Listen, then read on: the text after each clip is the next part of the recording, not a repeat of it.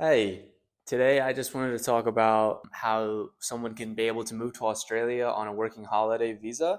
Basically, like what the whole process kind of looks like. I've been here in Australia. I've been here in Sydney specifically for about 2 months now, and it's been such a rad decision to make and such a totally sick experience.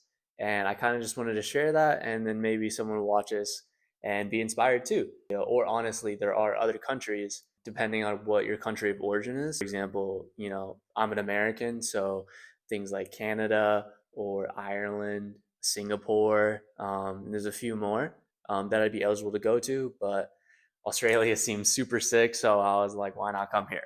So anyway, to start the process, it's really, really basic. All you need to do is first make the decision that you want to do it, because it is a fee to pay for the application in order to actually get the visa. If I remember, it's about $400, and that's just to apply for the visa. So, kind of what it looks like is you're just going to go onto the Australian immigration website. You're just going to sort of look at what country you're from and, sort of what kind of visa you're looking for, because there's two working holiday visas you can get. There's a visa 417 and a visa 462. The 462 is the easier one to get. It's the one that I'm on.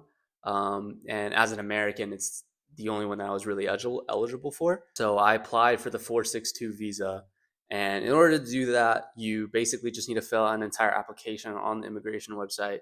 And then you need to prove a couple things for it. I mean, first of all, you need to prove your residency to the country. So I'm an American. You just have to show your American passport. If you've been out of the country, your country of origin for the past, whatever months it says on the website, you do need to get a health check. Luckily, I wasn't out of the country, so I didn't have to do a health check. If you were out of the country, then you are going to have to go see a doctor or whatever, and then they're going to have to sign off on your form. Another thing is that you need to have at least 5,000 Australian, depending on where your country of residence. Again, you can check your exchange rate, but for me, that was about 3,000 American. You kind of just need to upload a PDF document of your bank statements, show that you either have a return ticket, which I think is kind of dumb because I mean the visa lasts for a year. So there's not really, it's kind of dumb to buy a whole plane ticket a year in advance. So much could change. I just showed my PDF bank statements to show that you have at least 5,000 Australian dollars or a return ticket. Another thing, you have to be at least 18 years old. You have to have graduated high school or equivalent. I did not graduate high school. I have my GED. So I basically just submitted my GED diploma. The max age is 30 years old for Australia. It depends on the country. It's really basic requirements. It's such a blessed visa to have, because, usually visas require sponsors, work sponsors, study sponsors. It's just a really sick option if you're like having an early life crisis or you're just bored. I personally decided not to go to college, so this was kind of just like a whatever coin flip toss decision that I made. And so far, it's totally working out. As for when you get here, there are a few things that you need to know that go along that course rules that correspond with the visa. One of which is you have to complete specified work in order to get a second year or a third year. The visa lasts a year. And if you don't really want to be here another year, then don't do the work. But if you want to be here for a second or a third year, you can reapply for up to 3 years. You have to do 88 days of specified work. This kind of means that you have to do, usually people do farm work. That's what it originated as. But they have opened it up to different things that you can do. So this includes like farm work, mining, bunch of random crap. But basically, they also opened it up to you can do regular work, like, maybe tourism or hospitality, as long as you do it in specified areas of Australia. Because Australia, there's only like 5 cities motherfuckers actually live in. So if you don't live, like, they need people to work in the cities that are in the middle of nowhere. So this is how they do it. They make the backpackers or the people, the visa holders, do it. And so basically, you can move up to like Queensland and Cairns, or you can go to the Northern Australian Territory or you can go to the middle of the outback and work on a farm. You have to complete 88 days of that before you can reapply for your second visa. Again, if you don't want another year, you don't have to do it, and I don't recommend you really do it unless you want to. But yeah, I have yet to complete my work. I plan to do it maybe with a few months left in my visa if I want a second year, because I still am on the fence about it. I do miss America. So another really cool thing about the working holiday visa is that it's not like a tourist visa where you just come here for like an extended period of time and it's okay, but you could work. I currently bartend at a club. I plan to get another job later, just because Sydney is a little expensive. I come from LA, so it's nowhere near that, but it is definitely a little pricey and you definitely should be working. Now I'm just going to kind of go over the step by step process that I did in order to get to this point. The first thing, once you have your visa cleared and you'll basically receive an email, it can take up to months to do it. I was very lucky. I think it's because I'm American. A lot of Americans don't really go to Australia, which I found out after coming here. I have not met a single American here yet. I don't know where they're at, but I was approved very quickly. Um, some people have to wait months. Specifically, like the UK or like in Europe, people in Europe, it's a lot of competition to get here. So you kind of just have to pray and get lucky. Immigration officer thinks you're cute. I don't know. But once you have the visa cleared, it's attached to your passport. So you don't actually need to bring the visa anywhere. You can just keep it online just for safety, but it's linked to your passport number. So it's not really, you don't need to like hang on to it all the time. Like it's like your passport, your Australian passport. And then once you land here, it'll instantly start. They'll be notified your visa 365 days will automatically start. And then you'll be on visa. The first thing that I did when I landed was I applied for a TFN, a tax file number. It's kind of like a social security number in America, and you need this to have a job. So just like in America, where you need a social security number to have a job or do anything like government related. So you apply for a tax file number, and then it takes a few weeks to get delivered to you in the mail. And then you might be asking, well, where the fuck am I going to stay uh, when I'm here? Like, where am I going to get a mail to? Honestly, in my opinion, you shouldn't look for a place until you're here. What I did is I just stayed at a hostel because Australian backpacking is such a huge industry. There's hostels everywhere. They're pretty cheap. Mine was like 30, $40 a night. Um, and you are going to be in a room with like 10 people, but I mean, unless you get really unlucky, usually the people are cool and it's pretty clean. It's not like anything. It's not like you're in a freaking army barracks. So I basically just mailed it to my hostel, the tax file number. It took like about a week and a half. Um, and it's really simple. It'll just, usually hostels have like a pile of mail and then you just kind of look through it. Another thing is that you are going to have to get an Australian phone number. You're going to need data, obviously, unless you want to use your, data from back home, but that's just stupid and expensive. There's a ton of data plans you can get, and then they'll automatically give you a number. I vouched for an eSIM with the Woolworth grocery store. They have their own data plan that is linked to a connection called Telstra. Telstra is basically the huge, it's like the freaking AT&T Verizon mother load. And there's also things called like Vodafone or Optus, but I wanted to be part of the Telstra network because I wanted good data, obviously. I don't want no fucking 3G bullshit when I'm watching some YouTube or something. So I applied for the everyday rewards from Woolsworth. It's about $30 a month. I get like more gigabytes than I need, and it's been working well. I got the Australian phone number, all was good. I got a dual SIM, so I still use my American number because, like, sometimes when you log into your American bank and you need to, we need the two-step verification. So it's important to still have your number in use. Don't like just get rid of your old number. If you need to call people, just use like Snapchat or like Instagram or WhatsApp. Other than that, I mean, you can use your old number, but you want to be on Wi-Fi, or you're going to be spending heaps of money for no good reason. The third thing is you're going to set up an Australian bank account. There's basically two main banks here. I mean, there's obviously a ton of banks, but the two that you should just get are either NAB, National Australian Bank, or Commonwealth. I got Commonwealth. You can go with either. It's not really that deep. Go with whatever you think is a cooler logo. I don't know.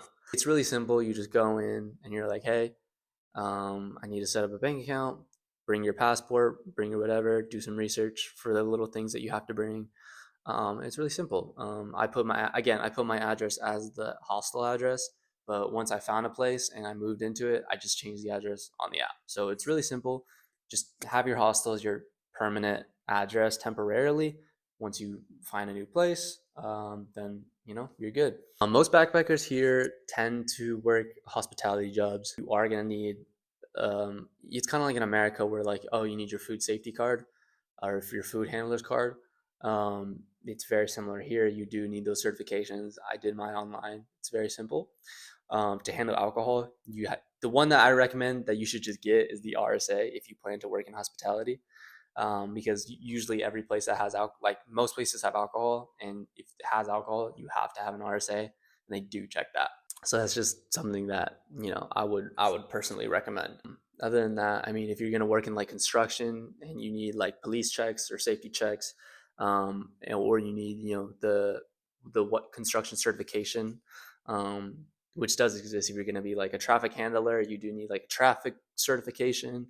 If you're going to be a babysitter, you need to have the working with care children check.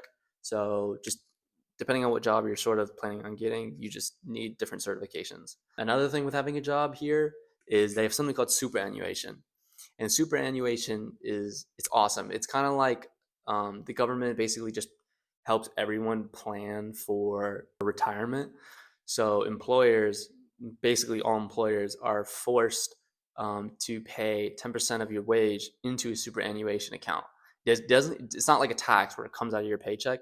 It is on top of your paycheck, and they'll pay it into your superannuation. And it's really, really simple. They'll pay it into your superannuation account, and it's really simple. Usually, the Australian residents here, they take it out when they're like 60 or 70, or they're planning to retire. When you leave the country, you can just go to an office and then ask to be taken out early. They are going to take a majority of it because you're taking it out early. But I mean, free money is free money. So stop being a bitch about it and just set up a superannuation account. It's really easy. And then when you have a job, your employer will help you out with putting it all into your superannuation account. One more thing, you do want health insurance. Australia does have free Medicare, unlike freaking America. I mean, we got CEOs getting murdered over that shit. But they do have free Medicare here. Unfortunately, if you're American, you don't get it. A lot of people here are from like the UK. The UK obviously gets it, but Australia has to have a reciprocal health agreement with your original country. Um, and if they don't, then tough luck. You're not getting a Medicare card on the visa 462 if you're from certain countries. So I know, like, if you're from Germany, or like you're from uh, Argentina, or you're from, I'm from America. I tried because I wanted to know just to be sure. And if the Medicare worker was called me, and she was like, "Hey, you're American, so go fuck yourself." She didn't actually say that, but basically that's what she meant. If you are from a country that isn't able to get Medicare, you should just get travel insurance, something like Safety Wing or something. Right now, I don't have health insurance. It's not something I really want to pay for right now. Just praying I don't get unlucky and get hit by like a bus or something. I plan to get health insurance maybe a little later. The great thing about travel insurance is that it's not like you need to get it before you leave. You can just get it whenever, and it's like a couple, maybe like a month or two for the waiting period. Um, but yeah, so that's just another important thing to know. Super lucky if you're from the UK, because the UK and Australia are like freaking besties. Another thing, actually, if you're from the UK, you don't even have to do your farm work or your specified work.